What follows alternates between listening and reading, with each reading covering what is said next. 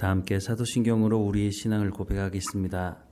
나는 전능하신 아버지 하나님 천지의 창조주를 믿습니다.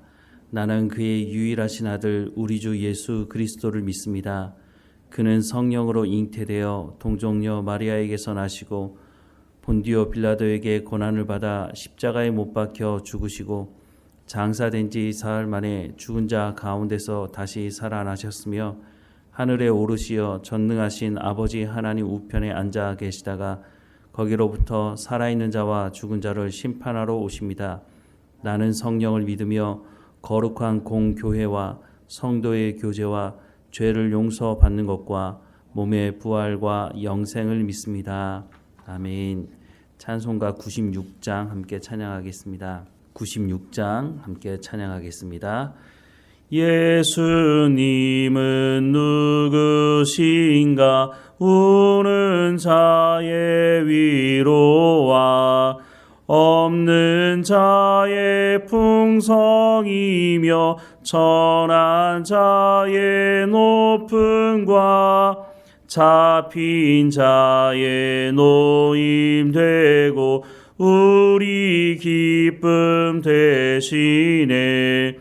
예수님은 누구신가 약한 자의 강함과 눈먼 자의 빛이시며 병든 자의 고침과 죽은 자의 부활되고 우리 생명 되시네. 예수님은 누구신가 추한 자의 정함과 죽을 자의 생명이며 죄인들의 중보와 멸망자의 구원되고 우리 평화 되시네. 예수님은 누구신가 온 교회의 머리와 온 세상의 구주시며 모든 왕의 왕이요 심판하실 주님 되고 우리 영광 되시네. 아멘. 오늘 하나님께서 우리에게 주시는 말씀은 사도행전 5장 12절에서 32절까지 말씀입니다. 사도행전 5장 12절에서 32절까지 말씀 우리 함께 읽겠습니다. 사도들의 손을 통하여 민간의 표적과 기사가 많이 일어나매 믿는 사람이 다 마음을 같이하여 솔로몬 행각에 모이고 그 나머지는 감히 그들과 상종하는 사람이 없으나 백성이 칭송하더라. 믿고 주께로 나오는 자가 더 많으니 남녀의 큰 무리더라. 심지어 병든 사람을 메고 거리에 나가 침대와 요 위에 누이고 베드로가 지날 때에 혹 그의 그림자라도 누구에게 덮일까 바라고 예루살렘 부근에 수많은 사람들도 모여 병든 사람과 더러운 귀신에게 괴로움을 받는 사람을 데리고 와서 다 나음을 얻으니라. 대제사장과 그와 함께 있는 사람 즉 사두개인의 당파가 다 마음의 시기가 가득하여 일어나서 사도들을 잡아다가 옥에 가두었더니 주의 사자가 밤에 옥문을 열고 끌어내어 이르되 가서 성전에 서서 이 생명의 말씀을 다 백성에게 말하라 하매 그들이 듣고 새벽에 성전에 들어가서 가르치더니 대제사장과 그와 함께 있는 사람들이 와서 공회와 이스라엘 족속의 원로들을 다 모으고 사람을 옥에 보내어 사도들을 잡아오라 하니 부하들이 가서 옥에서 사도들을 보지 못하고 돌아와 이르되 우리가 보니 옥은 든든히 잠기고 지키는 사람들이 문에 서 있으되 문을 열고 본즉 그 안에는 한 사람도 없더이다 하니 성전 맡은 자와 제사장들이 이 말을 듣고 의혹하여 이 일이 어찌 될까 하더니 사람이 와서 알리되 보소서 옥에 가두었던 사람들이 성전에 서서 백성을 가르치더이다 하니 성전 맡은 자가 부하들과 같이 가서 그들을 잡아왔으나 강제로 못함은 백성들이 돌로 칠까 두려워함이더라. 이들을 끌어다가 공회 앞에 세우니 대제사장이 물어 이르되 우리가 이 이름으로 사람을 가르치지 말라고 언금하였을 때 너희가 너희 가르침을 예루살렘에 가득하게 하니 이 사람의 피를 우리에게 돌리고자 함이로다. 베드로와 사도들이 대답하여 이르되 사람보다 하나님께 순종하는 것이 마땅하니라. 너희가 나무에 달아 죽인 예수를 우리 조상의 하나님이 살리시고 이스라엘에게 회개함과 죄 사함을 주시려고 그를 오른손으로 높이사 임금과 구주로 삼으셨느니라. 우리는 이 일의 증인이요 하나님이 자기에게 순종하는 사람에게 주신 성령도 그러하니라 하더라. 아멘. 성령의 세례를 받은 제자들이 사람들에게 예수님이 바로 그리스도, 우리가 기다렸던 그 메시아가 맞다라고 말씀을 선포하기 시작하자 많은 사람들이 예수님을 영접하고 세례를 받고 함께 모이기를 힘썼다고 성경은 말씀해 주고 있습니다.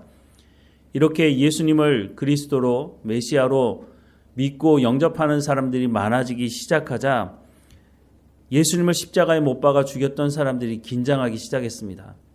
한두 사람이 믿는 것이 아니라 하루에 3,000명씩 믿기 시작하니 긴장하지 않을 수가 없는 것이죠.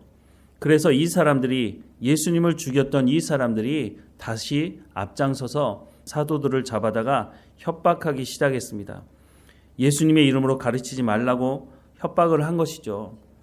사도행전 4장 17절에서 18절 말씀해 보면 이것이 민간에 더 퍼지지 못하게 그들을 위협하여 이후에는 이 이름으로 아무에게도 말하지 말게 하자 하고 그들을 불러 경고하여 도무지 예수의 이름으로 말하지도 말고 가르치지도 말라라고 위협했다고 말씀을 하고 있습니다. 그런데 몇 사람이 모여서 사도들을 위협한 것이 아니었습니다. 사도행전 4장 5절부터 6절 말씀해 보면 이튿날 관리들과 장로들과 서기관들이 예루살렘에 모였는데 대제사장 안나스와 가야바와 요한과 알렉산더와 및 대제사장의 문중이 다 참여하였다라고 말씀을 하고 있습니다. 그러니까 자신들의 힘을 과시한 거죠. 몇 사람이 모여서 이렇다 저렇다 얘기하는 것이 아니라 모을 수 있는 모든 사람들을 모아서 사도들을 협박을 한 것이죠. 그런데 이런 협박을 받는 와중에 사도들이 이 사람들이 예수님도 잡아 죽였는데 우리도 이 사람들을 통해서 위협을 받고 있으니 죽지 않을까? 이런 위협함을 느끼지 않았겠습니까? 그런데 이런 위협함을 당했던 사도들이 돌아가서 어떻게 행했느냐 하면 사도행전 4장 25절부터 31절 말씀해 보니까 또 주의 종 우리 조상 다윗의 입을 통하여 성령으로 말씀하시기를 어찌하여 열방이 분노하며 족속들이 허사를 경영하였는고 세상의 군왕들이 나서며 관원들이 함께 모여 주와 그의 그리스도를 대적하도다 하신 이로소이다. 과연 헤롯과 본디오 빌라도는 이방인과 이스라엘 백성과 합세하여 하나님께서 기름 부으신 거룩한 종 예수를 거슬러 하나님의 권능과 뜻대로 이루려고 예정하신 그것을 행하려고 이 성에 모였나이다. 주여 이제도 그들의 위협함을 굽어보시옵고 또 종들로 하여금 담대히 하나님의 말씀을 전하게 하여 주시오며 손을 내밀어 병을 낫게 하시옵고 표적과 기사가 거룩한 종 예수의 이름으로 이루어지게 하옵소서 하더라. 빌기를 다음에 모인 곳이 진동하더니 무리가 다 성령이 충만하여 담대히 하나님의 말씀을 전하니라 라고 말씀을 하고 있습니다. 예수님을 잡아 죽였던 사람들이 모여서 사도들을 협박했는데 그 사도들은 돌아가서 하나님 더 담대하게 우리가 복음을 전하게 해달라고 기도하고 있는 것입니다. 그러자 성령이 임하자 이 사람들이 더 담대하게 예수가 그리스도라고 예수를 믿어야 우리가 구원받을 수 있다고 하는 이 복음의 말씀을 더 담대하게 전했다고 말씀을 하고 있습니다. 그러면 이 사도들을 협박했던 위협했던 이 사람들은 가만히 손 놓고 있었느냐? 그렇게 했다가는 자신들에게 큰 위협이 될 수 있으니 자신들이 가지고 있던 그 기득권을 잃어버릴 수 있으니 거기서 멈추지 않았죠. 다시 사도들을 잡아다가 감옥에 가두었다라고 말씀을 하고 있습니다. 그리고 사람들이 그 사도들을 지키게 했죠. 그런데 놀라운 일이 벌어졌습니다.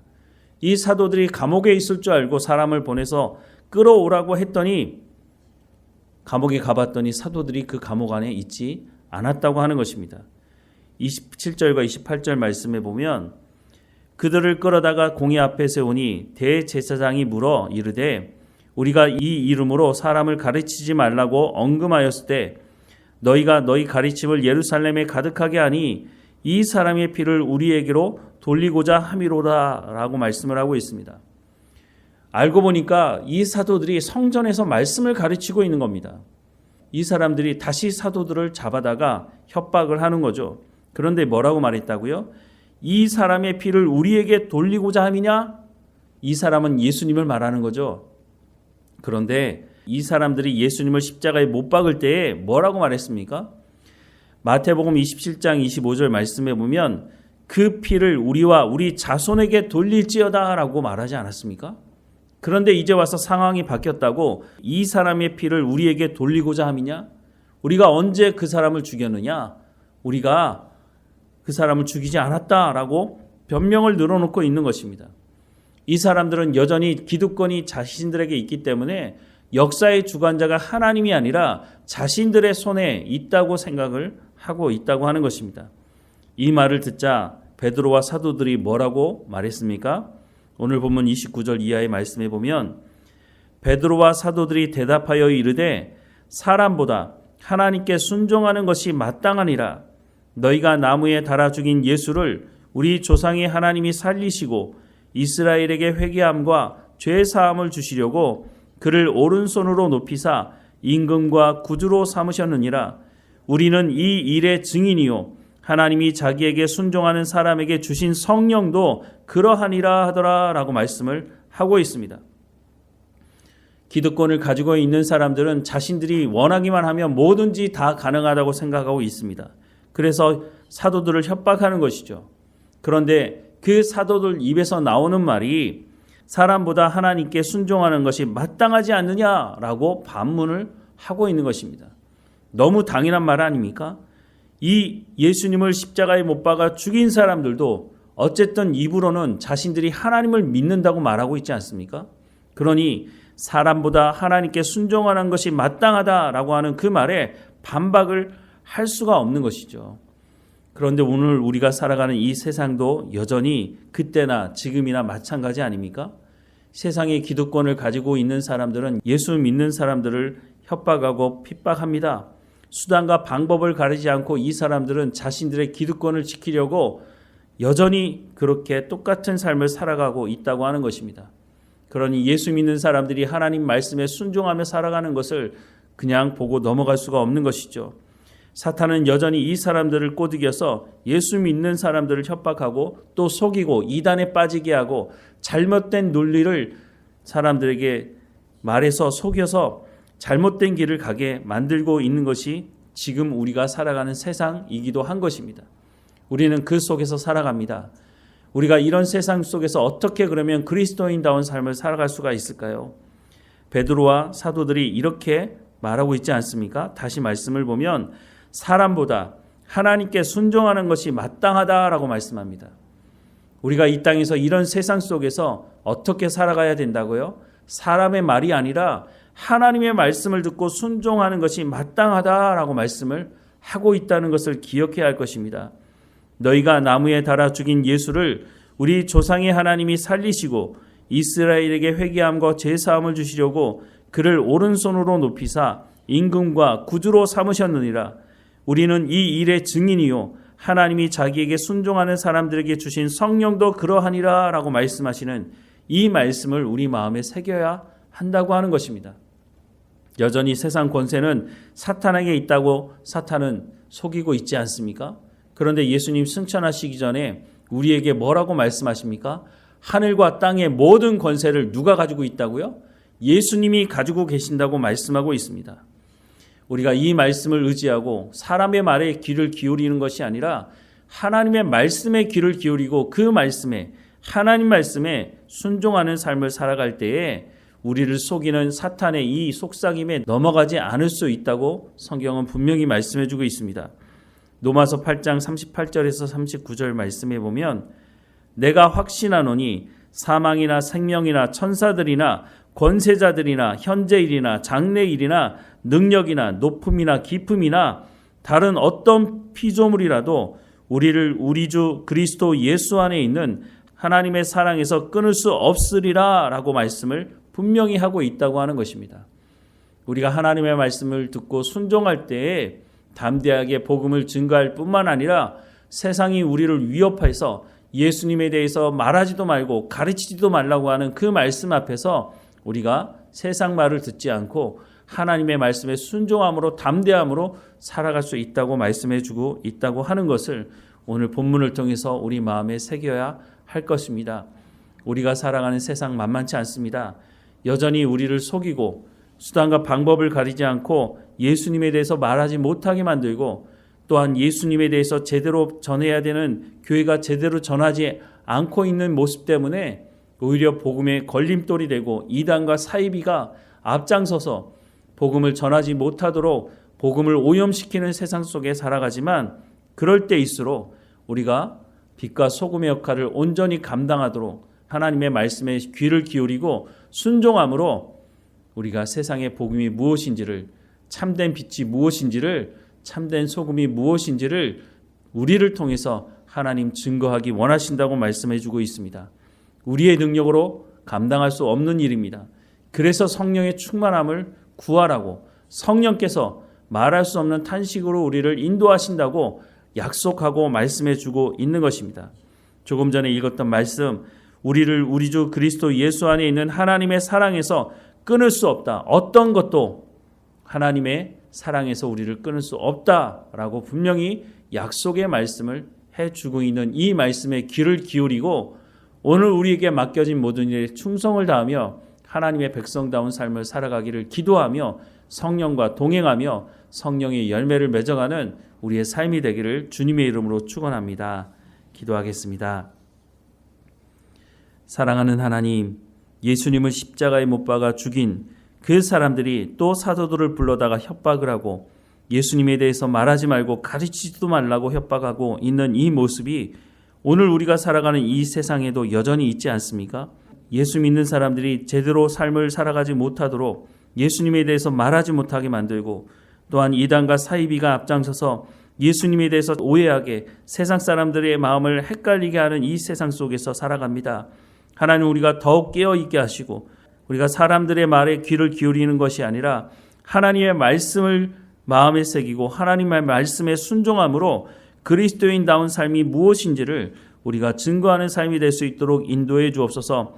사람보다 하나님께 순종하는 것이 마땅하다고 말했던 그 사도들이 하나님 앞에 담대함을 구하고 복음 전하기를 멈추지 않았던 것처럼 오늘 우리가 살아가는 삶의 현장에서도 우리가 하나님의 말씀에 귀를 기울이고 순종함으로 예수 그리스도를 믿음으로 말미암아 구원받을 수 있다고 하는 이 소망의 말씀을 담대하게 증거하는 증인으로서의 역할을 감당할 수 있도록 우리 가운데 성령의 충만함을 허락해 주옵소서. 고난 중에 있는 성도들도 하나님께서 약속하시는 이 약속의 말씀, 그 어떤 것도 하나님의 사랑에서 끊을 수가 없다라고 약속하고 계시니 이 약속의 말씀을 온전히 붙들고 하나님께서 맡겨주신 그 삶의 현장에서 충성을 다하며 하나님 말씀에 순종하며 성령의 열매를 맺어갈 수 있도록 은혜를 허락해 주옵소서. 어느 곳에 있든지 깨어있게 하시고 하나님과 동행하며 감사하며 하나님을 찬양하며 살아가는 우리의 삶이 될 수 있도록 인도해 주옵소서. 몸이 연약한 성도들 한 사람 한 사람마다 지켜주시고 강건하여 지게 하시고 하나님의 이 약속의 말씀을 온전히 붙들고 살아가는 삶이 될 수 있도록 인도해 주옵소서. 우리를 통해서 복음이 확장되고 하나님의 나라가 확장되어지도록 인도해 주옵소서. 늘 우리와 함께 하시는 하나님께 감사하고 예수님의 이름으로 기도드립니다. 아멘. 하늘에 계신 우리 아버지, 아버지의 이름을 거룩하게 하시며 아버지의 나라가 오게 하시며 아버지의 뜻이 하늘에서와 같이 땅에서도 이루어지게 하소서. 오늘 우리에게 일용할 양식을 주시고 우리가 우리에게 잘못한 사람을 용서하여 준 것 같이 우리 죄를 용서하여 주시고 우리를 시험에 빠지지 않게 하시고 악에서 구하소서. 나라와 권능과 영광이 영원히 아버지의 것입니다. 아멘.